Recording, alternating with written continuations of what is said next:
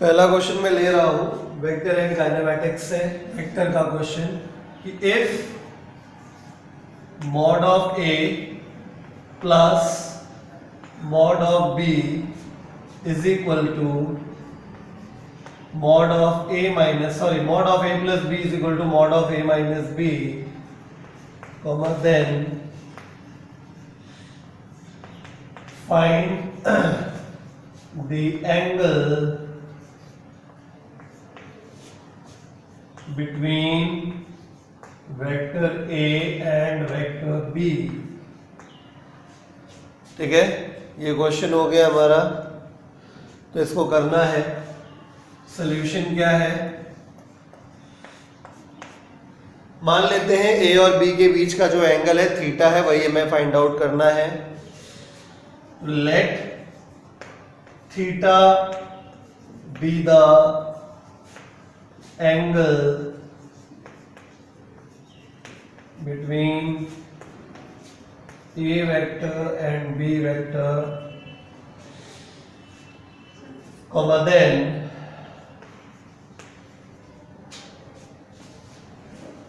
then आप समझिए, अगर A और B के बीच का एंगल थीटा होता है तो हम क्या करें, mod of A plus B is equal to mod of A minus B. अगर आपको याद हो, ये गिवन है आपको, हम मान के चलते हैं, कॉमा से हटा लीजिए, आप कंफ्यूज हो जाएंगे। सिंपली ऐसे लिखिए, let theta be the angle between A vector and B vector.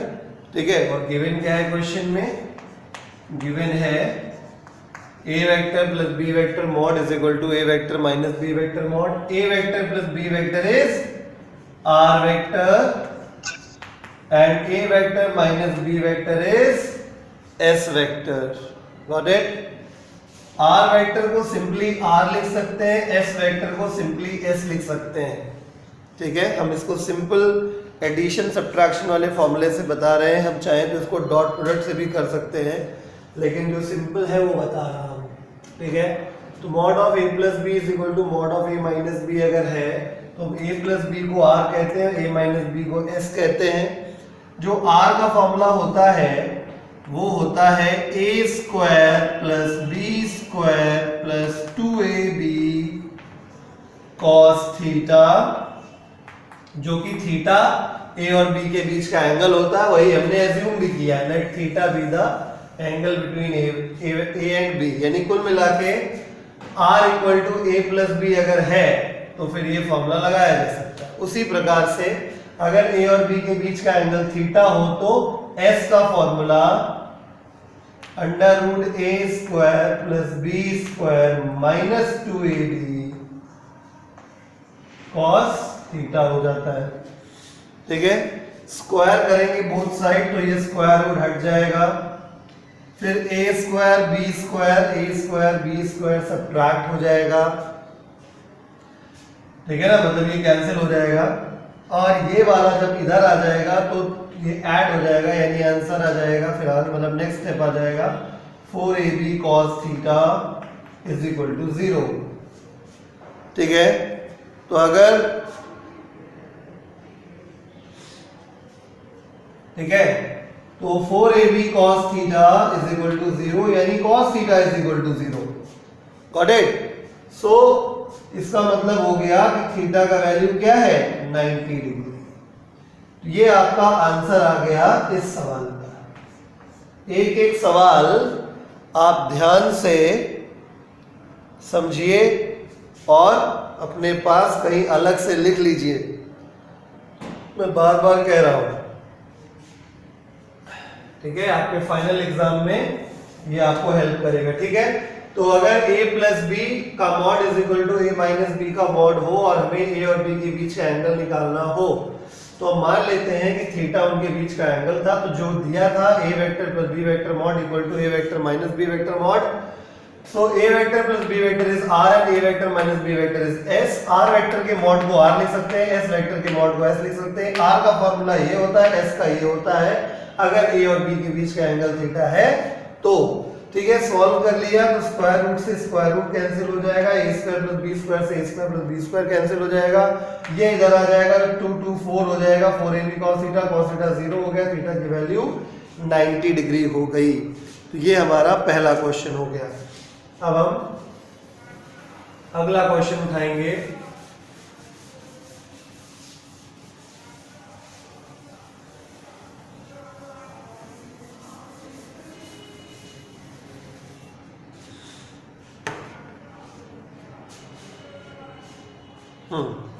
अगला क्वेश्चन, क्वेश्चन नंबर 2 हम लोग उठा लेते हैं। वेक्टर इन काइनेमैटिक्स के अंदर हम लोग चल रहे हैं, ठीक है। तो मान लेते हैं find the value of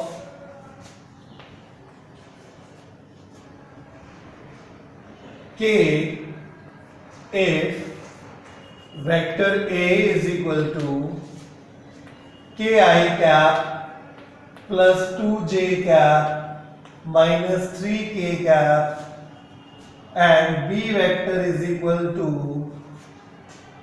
I cap plus j cap are perpendicular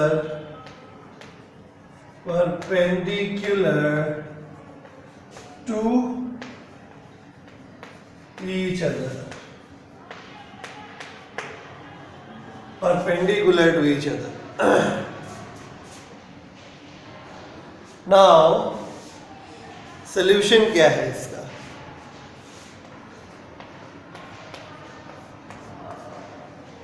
ठीक है, ये डॉट प्रोडक्ट से क्वेश्चन है।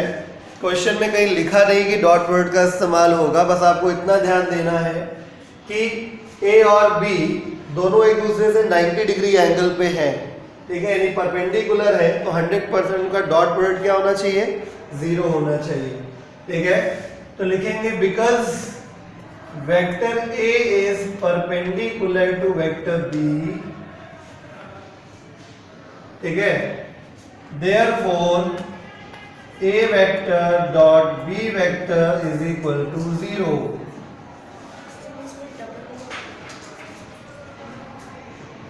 Okay, so A vector dot B vector is equal to 0. तो A का वैल्यू हो गया k I cap plus 2 j cap minus 3 k cap dot B vector हो गया I cap plus J cap, और K नहीं है तो 0 K कैप कर लीजिए, ठीक है। I का कोफिशिएंट 1 हो जाएगा और J का भी 1 हो जाएगा, ठीक। अब डॉट प्रोडक्ट में क्या होता है? इक्वल टू 0 कर लीजिए। डॉट प्रोडक्ट में क्या होता है? I का कोफिशिएंट I के कोफिशिएंट से मल्टीप्लाई होता है, J का J से और K का K से, और वैसे ही लिख दिया जाता है। यानी I का कोफिशिएंट 1 और यहाँ k तो कुल मिला के हो गया k, यहाँ 2 और 1 तो कुल मिला के हो गया 2, यहाँ -3 और 0 तो कुल मिला के हो गया 0 इज इक्वल टू 0, यानी k का वैल्यू उधर जाएगा 2, तो कितना हो गया? -2। This is your answer. तो ये डॉट प्रोडक्ट का एक क्वेश्चन हो गया आपके पास। अब क्रॉस प्रोडक्ट में एक क्वेश्चन आपको बताते हैं, ठीक है, ध्यानपूर्वक स्क्रीनशॉट लेते रहिए, देखते रहिए।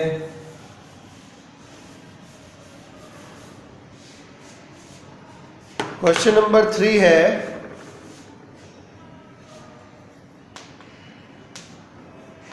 Find the area of parallelogram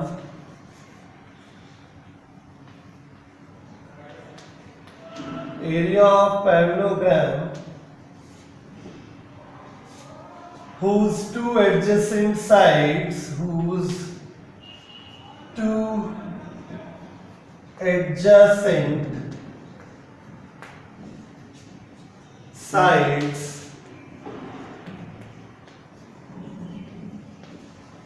adjacent साफ साफ लिख देते हैं,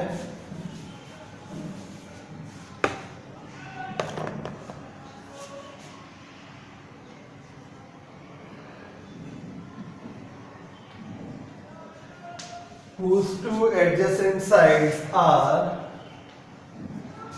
a vector is equal to 2i cap minus 3j cap plus 4k cap and b vector is I cap minus j cap plus k cap. Got it? तो इस प्रकार से ये आपकी जब दो एडजेसेंट साइड्स दी जाती हैं तो आप कैसे area of parallelogram find out करते हो ये आपको सीखना है। ठीक, तो कैसे करते हैं ऐसा सवाल? ऐसा सवाल करने के लिए क्रॉस प्रोडक्ट का सहारा लिया जाता है।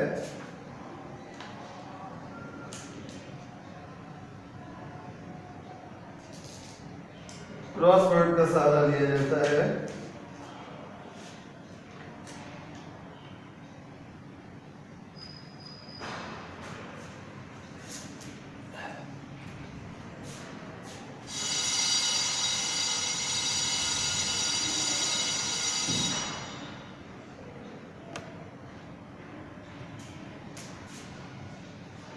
ठीक है, तो क्या करना होता है?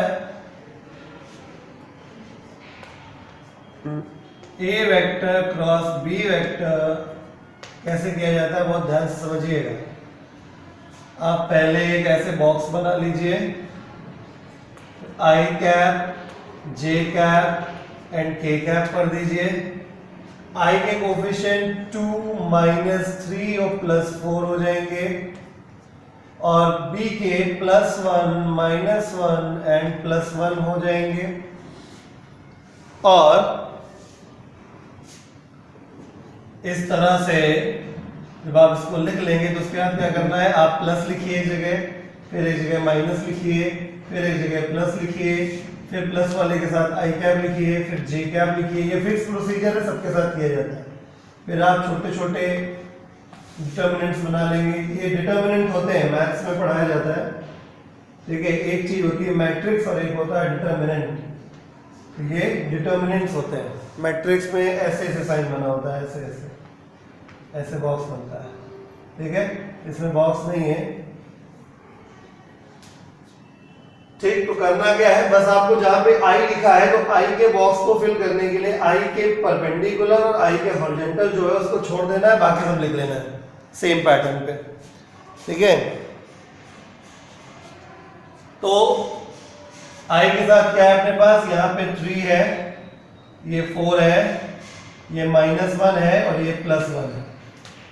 जे के साथ ले लिया जाए अगर तो +2 है, +1 है, +4 है और +1 है। के साथ ले लिया जाए तो ये छुपा दीजिए, तो 2 -3 है, 2 है, -3 है, +1 है और -1। ये तो अभी केवल पहला स्टेप है। पहले तो आपको क्रॉस प्रोडक्ट निकालना है, एरिया तो उसके बाद आएगा। ठीक है, तो पहले आप लोग क्रॉस प्रोडक्ट कर लेंगे। प्लस आई कैप हो गया तो 3 × -1 -3 हो जाएगा और ये 4 × -1 +4 हो जाएगा। मतलब जब इधर को इससे मल्टीप्लाई करोगे तो एक माइनस एडिशनल मल्टीप्लाई होता है, बात ध्यान रखिएगा। इसमें कोई दिक्कत नहीं। -3 × 1 -3, लेकिन 4 × -1 होना चाहिए -4, लेकिन एक माइनस का और मल्टीप्लाई हो गया। अगला स्टेप है -j लिख लीजिए। इसको इससे मल्टीप्लाई करेंगे, कोई दिक्कत नहीं है, 2 हो गया, लेकिन इसको इससे मल्टीप्लाई करेंगे, आना चाहिए +4, हम लेकिन लिखेंगे -4। राइट, साइन रिवर्स करना है। प्लस के कैप की बात कर लेते हैं तो 2 × -1 -2 हो गया और ये -3 × +1 होना चाहिए -3, ये +3 हो जाएगा। इस प्रकार से प्लस का आई कैप हो गया, माइनस का +2j कैप हो जाएगा और ये प्लस का k कैप हो गया। एक स्टेप आपका फिनिश हुआ अभी। ठीक है, ये आया क्रॉस प्रोडक्ट। ठीक, तो अब हम एरिया निकालना चाहते हैं पैरेललोग्राम का। ठीक है, तो मैं आपको क्लियर कर देता हूं फॉर्मूला पहले कि अगर a वेक्टर ये है और उसकी एडजेसेंट साइड b वेक्टर है तो ये जो पैरेललोग्राम इन दोनों से मिलके बनेगा, ये वाला, इसका जो एरिया होता है वो होता है mod of A cross B. Got it? Mod of A cross B होता है, तो फॉर्मूला ये हमारे पास हो गया, because area of parallelogram is equal to mod of A cross B. ठीक है, देयरफॉर इसका मतलब मैंने जो भी निकाला है मॉड में, मतलब ए क्रॉस बी जो भी निकाला, ये ए क्रॉस बी तो आया, ए क्रॉस बी का बस मॉड कर देना है, आंसर आ जाएगा स्क्वायर यूनिट्स में। अगर ये मीटर मीटर में दिया जाता तो स्क्वायर मीटर लिख देते।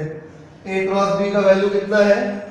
1 i cap, 2 j cap and 1 k cap. तो कैसे मॉड निकाला जाता है?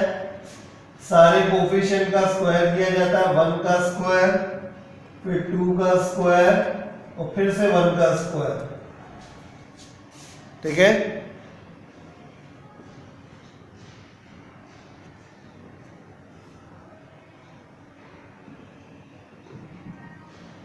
ओके। स्क्वायर करते हैं, फिर ऐड करते हैं, उसके बाद स्क्वायर रूट लगा देते हैं। सिंपल तरीका है। 4 5 6 अंडर रूट 6। अब अंडर रूट 6 जो भी हो आप निकाल लेंगे, आंसर स्क्वायर यूनिट्स में आएगा। जो भी यूनिट आपके पास हो, मीटर हो, सेंटीमीटर हो। ठीक है, ये तीसरा सवाल हो गया। अब हम क्वेश्चन नंबर 4 पे आगे बढ़ने जा रहे हैं।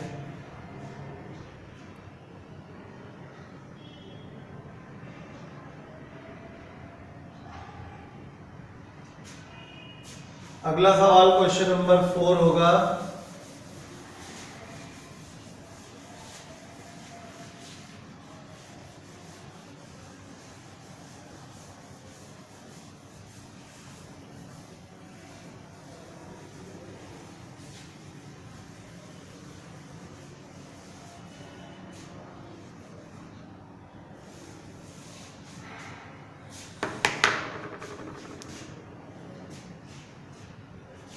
क्वेश्चन नंबर 4 है,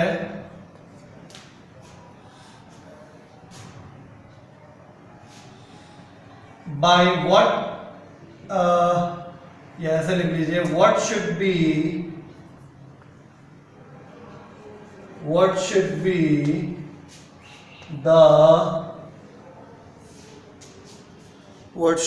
the angle of projection with horizontal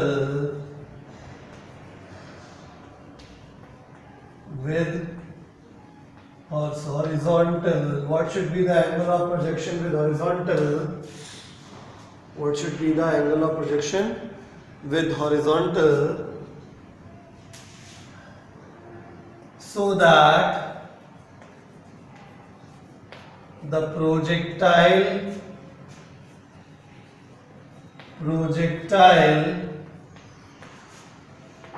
hit the same level, वही लेवल जिससे उसको फायर किया गया था, यानी आप ग्राउंड से ग्राउंड कह सकते हैं। ठीक है, hit the same level at maximum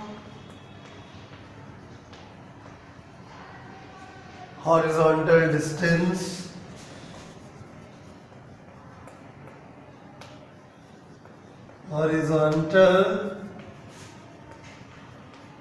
distance maximum horizontal distance।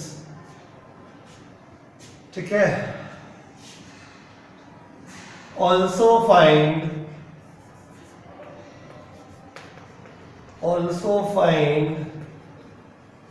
its value if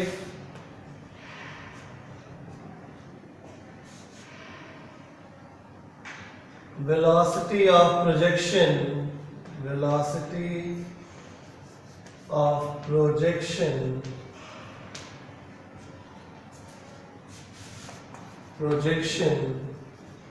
is 9.8 metre पर सेकेंड। ठीक, तो ये प्रोजेक्टाइल मोशन का क्वेश्चन है, ऑब्लिक प्रोजेक्टाइल मोशन का। यहाँ पे बोला गया कि सेम लेवल पे हिट करता है, सेम लेवल पे हिट करता है, इसका मतलब ये ऑब्लिक प्रोजेक्टाइल मोशन है। ऑब्लिक प्रोजेक्टाइल मोशन क्या होता है? सपोज ये एक्स है, ये वाई है, ये ओरिजिन है, ये यू से फायर कर दिया, ये थीटा एंगल है, ये हुआ ना सेम लेवल। ठीक है, तो आपको ज्ञान होना चाहिए कि ऑब्लिक प्रोजेक्टाइल मोशन में 45 डिग्री पर फेंकने पर, 45 डिग्री पर अगर किसी चीज को फेंका जाता है तो जो डिस्टेंस होता है आर मैक्स हो जाता है, यानी कि डिस्टेंस हॉरिजॉन्टल मैक्सिमम मिलता है, जिसको मैक्सिमम हॉरिजॉन्टल रेंज भी कहते हैं।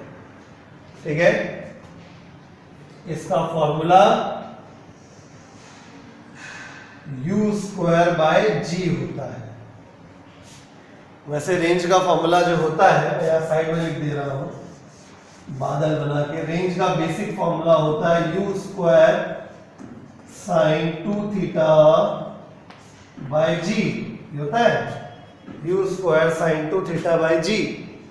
ठीक, लेकिन हमें मैक्सिमम चाहिए तो साइन थीटा का, साइन का जो भी वैल्यू होता है मैक्सिमम वो 1 होता है। तो जब आप 1 रख देंगे तो ऑटोमेटिक ही मैक्सिमम मिल जाएगा। तो मैक्सिमम का फॉर्मूला कितना हो गया? u square by g. ठीक है, मतलब रेंज का formula u square sine 2 theta by g होता है। साइन की कोई भी मैक्सिमम वैल्यू +1 हो सकती है। ठीक है, साइन की, साइन स्क्वायर की बात नहीं कर रहा हूँ, साइन क्यूब की बात नहीं कर रहा हूँ, मैं सिर्फ साइन की बात कर रहा हूँ। एंगल कुछ भी लिखा हो चलेगा। तो साइन का मैक्सिमम वैल्यू +1 होता है, तो जैसे ही आप मैक्सिमम वैल्यू साइन की 1 रखते हैं तो यहाँ पे ऑलरेडी आर का वैल्यू भी मैक्सिमम मिलता है। तो मैक्सिमम रेंज का फॉर्मूला आ गया u स्क्वायर बाय जी। ठीक है, तो पहला आंसर आपका यही है। और ये कैलकुलेट करना था कि मैक्सिमम हॉरिजॉन्टल रेंज कितना आएगा, तो आर मैक्स का फॉर्मूला हो गया u स्क्वायर बाय जी। इसलिए आर मैक्स बराबर u का स्क्वायर यानी 9.8 का स्क्वायर बाय जी। जी का वैल्यू भी 9.8 होता है, तो 9.8 से 9.8 कैंसिल हो गया, तो रेंज कितना आ गया? 9.8 मीटर। ठीक है, तो इस प्रकार से आंसर आपका 9.8 मीटर आ गया है। चलिए अगला सवाल पिक करते हैं।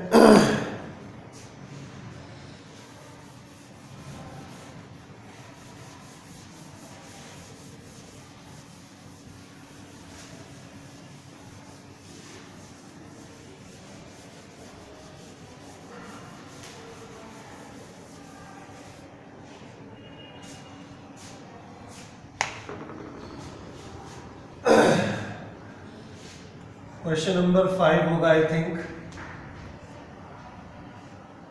क्वेश्चन नंबर 5 है ना ये? Yes, sir. Find the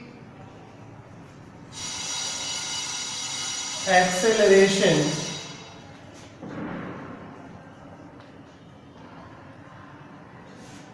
acting on the body,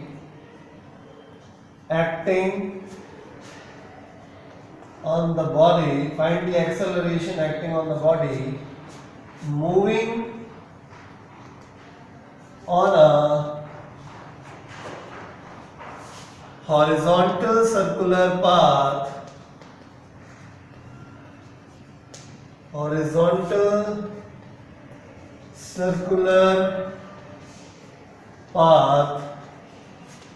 with constant speed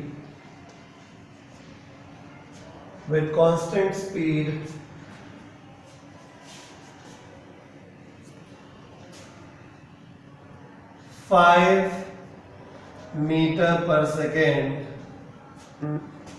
of radius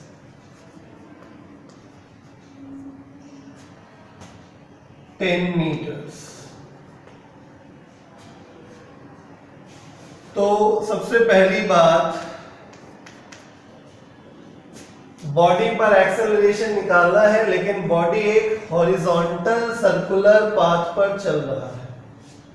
तो जब कोई बॉडी एक सर्कुलर पाथ पर चलती है तो चांसेस हैं दो प्रकार के एक्सेलरेशन उसके ऊपर लगे, एक सेंट्रीपिटल एक्सेलरेशन और एक tangential acceleration.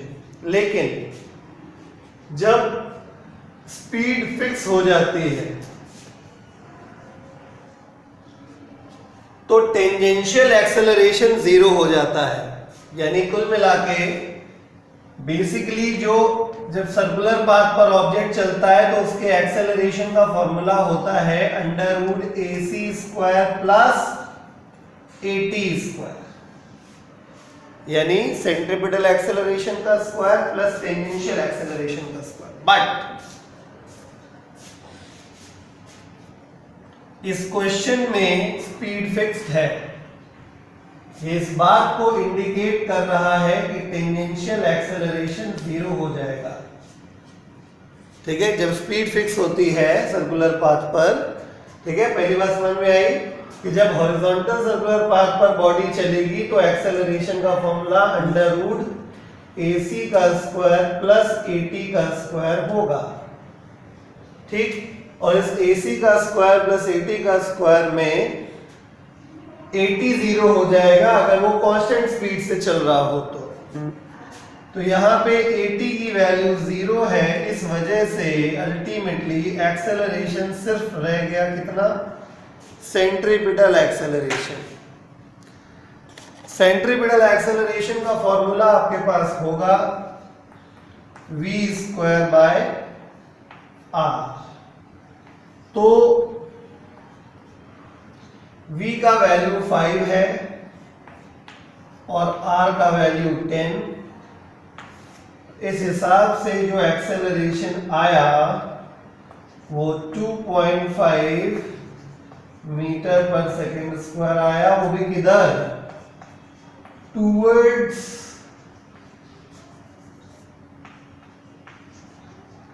The center of circular path, towards the center of circular path, because acceleration is a vector quantity और वेक्टर क्वांटिटी में डायरेक्शन लिखना मैंडेटरी हो जाता है, इस वजह से आपने ये निकाला था मैग्नीट्यूड और ये हो गई डायरेक्शन। ठीक है।